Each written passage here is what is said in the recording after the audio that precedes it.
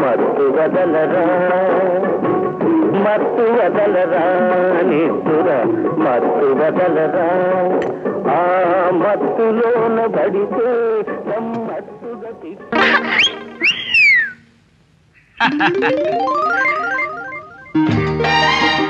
కదలకు ఈ పోజులో అచ్చం సత్యభామలాగా ఉన్నావు. కోపమేలనే భామ, సత్యభామ కాను నేను నరకాసురుణ్ణి, తాళి కట్టిన నీ నాథుణ్ణి. పగటి వేళల పాదదాసివి నువ్వు, పడకటింట్లో దాసాన దాసుణ్ణి నేను. అలా చూడకే చలి, అసలే చలి, ఆ పైకిని నీ కౌగిలే నా లోగిలి. ఇదేమిటి పైత్యం పొద్దున్నే? పైత్యం కాదు దేవి, పెళ్ళుబుకిన ప్రేమ కవితా వెల్లువై ప్రవహించింది. వైదవే, ఎలా ఉంది మన కవిత్వం? నా మోహంలా ఉంది. అయితే ఇంకే బ్రహ్మాండంగా ఉందన్నమాట. కవితలతో కడుపు నిండదు. ఆఫీస్ టైం అవుతుంది, త్వరగా రెడీ అవ్వండి. ఇవాళ ఎల్లో షర్ట్ వేసుకుంటాను. వేసుకోండి. Thank you. ఈ షర్ట్ దీన్ని చిన్న మరకుందండి. మరకే కదా, బ్యూటీ స్పాట్ లాగా బానే ఉంటుంది. దీన్ని వేసుకుని ఆఫీస్కి వెళ్తారా? మన ఆఫీసే. మన ఆఫీస్ అయితే మాత్రం మీరు జనరల్ మేనేజర్ అండి. Yes, general manager. General manager. మీరు వైట్ సూట్ వేసుకోండి. Thank you. అమ్మో, నేను ఇంకా టింకుని కూడా రెడీ చేయలేదు. మీరు త్వరగా రెడీ అవ్వండి. అలాగే. టింకు, టింకు, టింకు, ఎక్కడున్నావురా? నేను ఎక్కడున్నాను మమ్మీ. స్కూల్ టైం అవుతుంది, ఆటలేమిట్రా? నా ఇంగ్లీష్ నోట్స్ కనిపించట్లే మమ్మీ. పొద్దున్నేగా హోంవర్క్ చేసావు, ఇంతలో ఎక్కడ పోతుంది? మీ నాన్న దాచిపెట్టాడేమో అని నా అనుమానం. మీ తాత ఎందుకు దాచిపెడతాడు? స్కూల్ మానేసి నేను ఆయనతో ఆడుకోవాలని.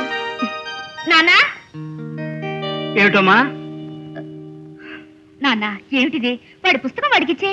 పుస్తకం ఏమిటమ్మా? నా కార్ కీస్ కనపడక నేనే ఇస్తుంటాను. బహుశా టింకుయే దాచేసి ఉంటాడని నా అనుమానం. ఎలా టింకు, ఇలా చేయొచ్చా? ఇచ్చే. లేదమ్మా, తాతయ్య నా పుస్తకం దాచిపెట్టాడు. ఎరా, నేను నీ పుస్తకం దాచేసానా? నువ్వే నా కారు తాళం చోటు దాచేసావు. లేదు నువ్వే. లేదు నువ్వే. లేదు నువ్వే. అబ్బబ్బబ్బా, ఇప్పుడు ఎవరి మాట నమ్మాలో నాకు అర్థం కావడం లేదు. ఎవరి మాట నమ్మక్కర్లేదు. తాత మనోళ్ళిద్దరూ పని మానేసి ఇంట్లో కూర్చుని ఆడుకోవడానికి వేసిన ప్లాన్ అని నాకు అనుమానం. ఈ ఆలోచన నాకు రాలేదు సుమండి. వీళ్ళు ఏది చెప్తే అది నమ్మేశాను. అదే నీతో వచ్చిన చావు. ఎవరైతే చెప్తే అది నమ్మేస్తావు. మామయ్య గారు, వాడి పుస్తకం ఇచ్చేయండి. రైట్ ఇంకో తాతగారు కారు తాళాలు ఇచ్చారా? అల్లుడు, ఇంకా ఆలస్యం దానికి ఇప్పటికీ ఆఫీస్ టైం అయిపోయింది. పద పదండి. పదా, మీరు పదండి, వస్తాం. రా టింకు, వెళ్ళి పుస్తకాలు తెచ్చుకో. వెళ్ళు. ఏమండి, నాకు ఇంట్లో కష్ట పని ఉంది. మీరు వెళ్ళేటప్పుడు టింకు స్కూల్లో దింపేస్తారా? No no no no, sorry dear, అది నా డ్యూటీ కాదు. ఏమండి, అయ్యో, బియ్యం పుట్టక తాడు కట్టినట్టు ఏమిటండి టై కట్టుకోవడం? కవిత్వం రాయమంటే తెగ రాసేస్తారు. తాడు దూకోవడం ఇలాగేనా? మరి ఇంకెలాగా? ఉండండి. అల్లుడు వస్తున్నాను మావయ్య. సరదా, మీ నాన్నగారు పిలుస్తున్నారు. వచ్చేసా.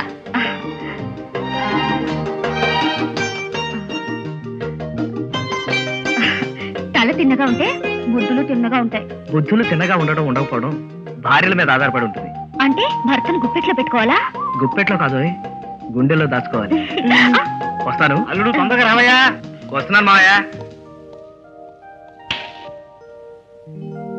అల్లుడు, నేను చూస్తే నాకు ఈర్ష్యగా ఉందో.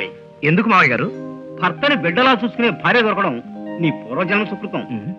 తొందరగా వెళదాం పదండి, లేకపోతే మీ అమ్మాయి సోపు తెచ్చి మళ్ళీ మొహం గడుగుతానంటుంది. అది పద.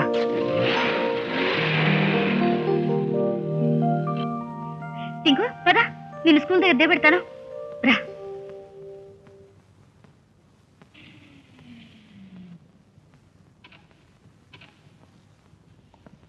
Good morning sir. Morning.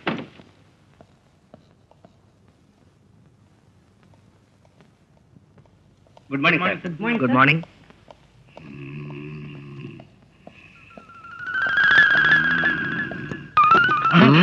Good morning sir. నిద్రపో, గురక పెట్టకు. Sorry sir.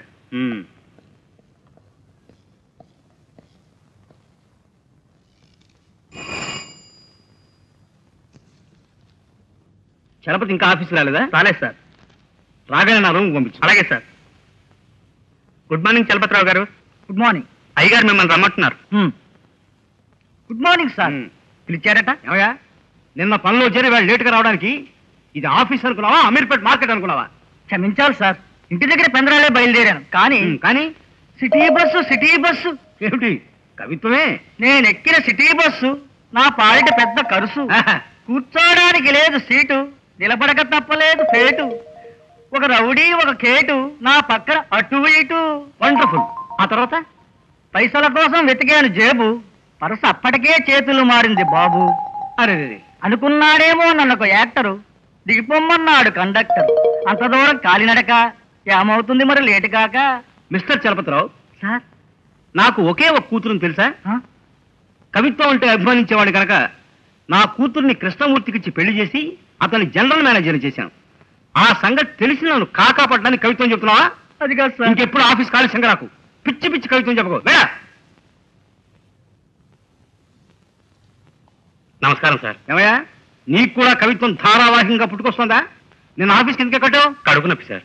మన ఫ్యాక్టరీలో సిమెంట్ కడుపులో దాచుకుని ఇంటికి తీసుకెళ్తున్నావా? లేదు సార్. నేను నమ్మను. మన ఆఫీసులో 2 రోజులకు ఒకసారి కడుపు నొప్పి ఎవరి కొరకు ఎందుకు వస్తుంది? ఏమో సార్. ఇదిగోండి మెడికల్ సర్టిఫికేట్. వైద్యం ఆంజనేయుడు. ఈ డాక్టర్ ఎవరయ్యా? ఇతనికి మెడికల్ సర్టిఫికేట్ ఇవ్వడం తప్ప వేరే పనే లేదా? మాయా ఏడు మాయా, ఈ డాక్టర్ ఎవరో మన స్టాఫ్కి మెడికల్ సర్టిఫికేట్లు పప్పులో పంచిపెడుతున్నాడు. అసలు ఇతనికి డిగ్రీ ఉందా, ఇతను డాక్టరేనా, వగైరా విషయాలు ఎంక్వైరీ చేయి. నువ్వు వెళ్ళవా? అలాగే సార్. ఆంజనేయులు నువ్వా?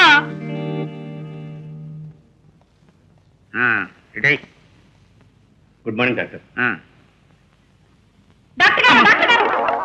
అబ్బా మిమ్మల్ని ఏం చేయను, బయటికి రండి.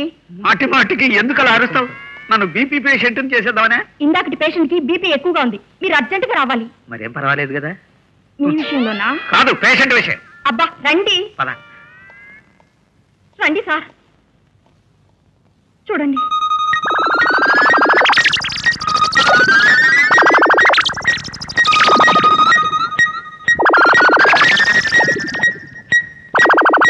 వేసినట్టుంది, ఇక ఒత్తడం ఆపేయి.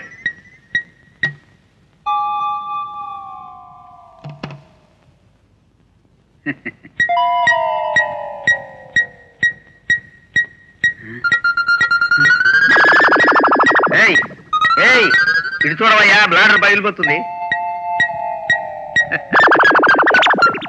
అరే కరెక్ట్ గానే ఉంది. నీకు బీపీ లేదు, ఏం లేదు. హాయిగా కావాల్సింది తిని తిరుగుతూ ఉండు. నువ్వు పక్క తప్పుకో.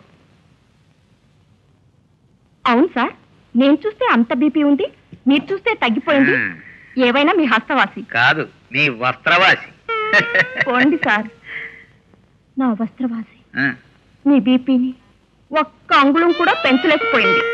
చెప్పానుగా, నువ్వెంత కులికినా నా హృదయాన్ని మీటడం నీ వల్ల. ఎవరో రావాలి. ఎవరు? వారెవరు? అల్లుడు, 1 minute. ఇవాళ రాత్రి మన గెస్ట్ హౌస్ లో బోర్డ్ ఆఫ్ డైరెక్టర్స్ మీటింగ్ పెడదాం అనుకుంటున్నాను. నేను రాత్రికి ఇంటికి రానని అమ్మాయికి చెప్పు. ఇలా ప్రతిరోజు అబద్ధం చెప్పడం నా వల్ల కాదు, మీరే చెప్పండి. నేను ఫోన్ చేసి చెప్తే అమ్మాయి నమ్మదయా? 1000 అబద్ధాలైనా సరే ఒక్క మీటింగ్ పెట్టుకోమన్నారు. ప్లీజ్. సరే, థ్యాంక్స్.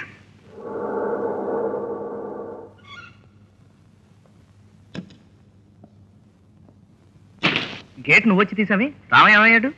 పనిలోంచి తీసేశాను. ఏ ఎందుకని? తాగొచ్చి పెళ్ళాన్ని కొడుతున్నాడట. దేన్నో ఉంచుకుని వచ్చిన డబ్బంతా దాని మొహాన్ని పోస్తున్నాడట. పాపం అతను పెళ్ళం ఏడుస్తూ వచ్చి చెప్పిందని వెనక ముందు చూడకుండా అతను పనిలోంచి తీసేసామన్నమాట. అవునండి, భార్యని బాధ పెట్టే వాళ్ళకి ఈ శిక్ష సరిపోదండి. అతను మన ఇంట్లో ఎన్నేళ్ళ నుంచి పనిచేస్తున్నాడు? 5 ఏళ్ల నుంచి. 5 ఏళ్ల నుంచి పనిచేస్తున్న అతను ఎలా